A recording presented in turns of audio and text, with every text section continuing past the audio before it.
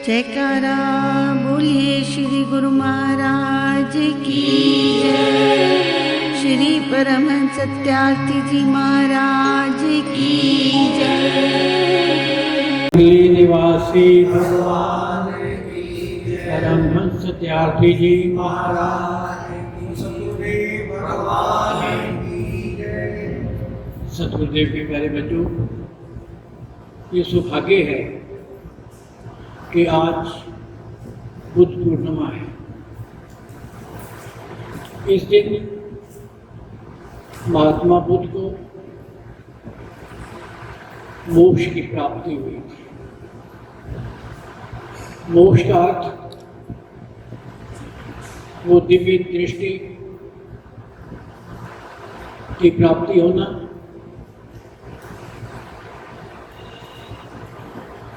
वास्तव में महात्मा बुद्ध का जीवन वैराग और त्याग का जीवन, उन्हीं का जीवन क्यों? यदि प्रत्येक मनुष्य अपने जीवन में वैराग उत्पन्न करे तो उसे मोक्ष की प्राप्ति हो सकती है। बोध हुआ था। बोध का अर्थ अपने अंदर ही अंधेरे को मिटा करके रोशनी, दिव्य दृष्टि, दिव्यता को प्राप्त करना, ये लक्षण, ये प्राप्ति वास्तव में वैराग से पैदा होती है। साधारण मनुष्य देखता है रोज। उन्होंने भी देखा एक वृद्ध को, राजा की बेटी थी। एक वृद्ध को देखा, मंत्री से पूछा, ये इतना बूढ़ा क्यों हुआ, वृद्ध क्यों है? उसने कहा, प्रत्येक मानव, प्रत्येक मनुष्य एक दिन ऐसे ही होगा। कहता, क्या मैं भी होगा? सोचो, धन संपदा से इतना लीन, जिसके पास इतनी सारी धन संपदा हो, राजा का बेटा हो, जिसे बाहर की दुनिया का कोई पता ना हो, और उसने मन के अंदर से ठेस पहुंची। बुद्धि ने समझाया, कह लगे आप भी एक दिन वृद्ध हो जाएंगे, मेरी भी यही हालत होगी। कहते आपकी भी यही हालत होगी। वृद्ध को देखा, कह लगे ये कौन है? कहते ये मर गया, अंतिम समय आ गया इसका। कहते क्या मेरा भी ऐसा अंतिम समय आएगा? आएगा, अवश्य आएगा। हर एक का आया है। हर एक अपने श्वास पूरे करके यहाँ से दुनिया से चला गया। वहीं से वैराग पैदा हो गया। ये संसार कुछ नहीं है। ये संसार की मोह ममता, ये संसार की माया वास्तव में कुछ नहीं है। एक वैराग पैदा हो गया। और वैराग जिस समय मनुष्य के अंदर उत्पन्न होता है, त्याग की भावना आ जाती है। छोड़ना, त्याग का अर्थ है छोड़ना। एक वस्तु है हमारे पास, हमने उसको छोड़ दिया, तिलांजलि दे दी, इसे त्याग कहते हैं। और अपने तक ही उसने सीमित नहीं रखा। गांव गांव घूमे, गांव गांव जा करके उन्होंने ज्ञान का प्रचार किया कि ऐ भूले भटके मानव, तू इस संसार में वास्तविकता को भूल गया है। वास्तविकता ये नहीं है कि जिसमें तू जीवन व्यतीत कर रहा है, वास्तविकता कोई और है। वास्तविकता है कि अंतर्मन को उजागर करने की, उस दिव्य ज्योति को प्राप्त करने की का ही तेरा उद्देश्य होना चाहिए। केवल एक उद्देश्य को लेकर के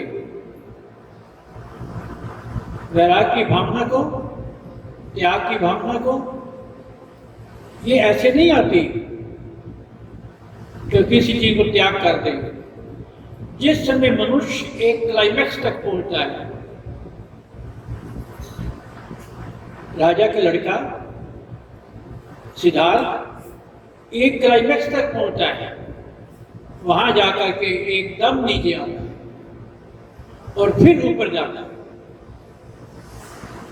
वैराग पैदा हुआ, कहते मैं ऐसी दुनिया में रहना नहीं चाहता जहां पर वृद्ध हो जाए, मर जाए और अंत यही हो। उन्होंने त्याग कर दिया। सारथी को कहने लगे चल मुझे जंगल में छोड़ा। सारथी ने कहा तुम कायर हो। कहते नहीं, राजपाट छोड़ के जा रहे हो, बच्चे को छोड़ के जा रहे हो, नन्हे मुन्ने को, स्त्री को छोड़ के जा रहे हो, सारा वैभव छोड़ के जा रहे हो। कहते चलो, आप जिन नजरों से इसको महल को देख रहे हो, मैं उन नजरों से नहीं देख रहा। मैं देख रहा हूं कि चारों तरफ आग लगी हुई है। मनुष्य को हवस की, मनुष्य को लालसाओं की, मनुष्य को आवश्यकताओं की दौड़ धूप लगी हुई है। कितना धन इकट्ठा कर लो, कितनी संपदा कितनी इकट्ठी कर लो, आकर उसको छोड़कर जाना है। इससे पहले अच्छा है कि इसको पहले ही छोड़ दो, त्याग कर दो।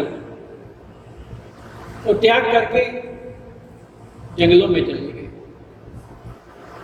गांव-गांव घूमे। उन्होंने वास्तव में भारतीय संस्कृति की रक्षा की, भारतीय संस्कृति को आगे बढ़ाया। आध्यात्मिकता में उन्होंने कठिन तपस्या करके उस ज्ञान को अर्जित किया, ज्ञान को प्राप्त किया। और एक ही बात अपने चारों शिष्यों को कहा कि जिस डायरेक्शन में, जिस दिशा में कोई एक गया है तो उसी दिशा में आगे बढ़ता चल जाए, मेरे इस संदेश को लेकर के। और उनका एक ही संदेश था, मनुष्य तू अपने आप को पहचान, मनुष्य संसार में लिपायमान मत हो, अपनी रक्षा कर, दूसरों की रक्षा कर, दूसरों तक शांति को पहुंचा। तो जानते हो उनका जो निजी सेवक था उसका नाम था आनंद स्वामी। आनंद को अपने पास रख लिया, आनंद को, और उस परम आनंद में गांव-गांव घूम करके उन्होंने धर्म का प्रचार किया। ऐसे धर्म को प्रचार करने में उन्होंने कितने कष्ट सहे होंगे, कितना उन्होंने अब त्याग किया होगा, उसकी कोई चिंता नहीं की उन्होंने। सिर्फ उनके आगे एक ध्येय था, एक एम था कि मैंने मानव जाति को भाईचारा सिखाना है, मैंने मानव जाति को शुद्ध आत्मा के दर्शन कराने हैं, मैंने मानव जाति को सही रास्ते पे लगाना है। और उन्होंने कहा मुझे एक दफा श्रीलंका जाना हुआ, श्रीलंका में गया, वहां उस दिन बुद्ध पूर्णिमा का दिवस था, बाई चांस की बात है,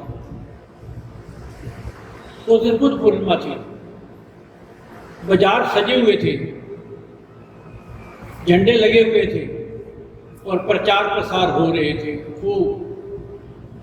उनके जो अनुयायी होते हैं उन्होंने जगह जगह जा कर के धर्म का प्रचार। राजा अशोक की तो आया था उनके चरणों में और उन्होंने धर्म अपना लिया था। उन्होंने कहा, राजा इतनी पब्लिक को तूने मार दिया, तुझे क्या मिला? सोचने में पड़ गया, वाकई मैंने अत्याचार किया है। महापुरुषों का एक शब्द किसी को कहना, उसका असर होता है। क्यों? क्योंकि वो खुद उस मार्ग पर चले हुए होते हैं। जितना उन्होंने तपस्या की होती है उतना उस मार्ग पर चले होते हैं। सदगुरुदेव भगवान नगली निवासी भगवान जी ने दादा गुरुदेव हमारे दयाल प्रभु जी के सत्संग में गए। दयाल प्रभु जी कहने लगे, आओ आओ मेरे पास, मैं आप ही का इंतजार कर रहा था। पहचान है, महापुरुष